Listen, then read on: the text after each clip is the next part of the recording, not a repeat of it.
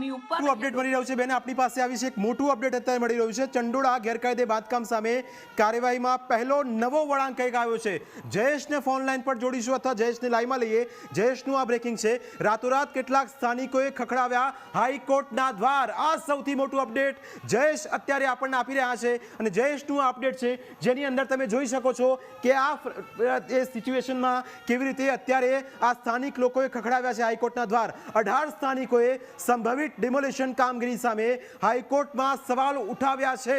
જે શંકા હતી એ જ થઈ રહ્યું છે અને આ એક મોટું અપડેટ અત્યારે ચંડોળા તળાવથી આપણને મળી રહ્યું છે. હાઈકોર્ટમાં જાહેર રજા હોવાથી તત્કાળ સુનાવણીની માંગ પણ કરવામાં આવી છે. આ એક મોટું અપડેટ મળી રહ્યું છે અને જેની અંદર તમે જોઈ શકો છો કે આ જે સંભાવના હતી, આ જે શક્યતા હતી, એ જ શક્યતાઓ અત્યારે આપણને જોવા મળી રહી છે.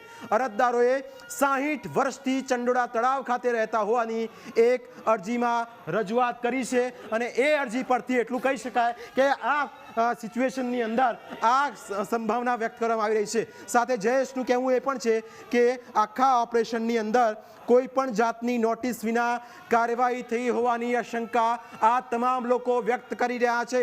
જયેશ અમારા સહયોગી જયેશ ચૌહાણનું આ સૌથી મોટું અપડેટ, અત્યારના આ લેટેસ્ટ સમાચાર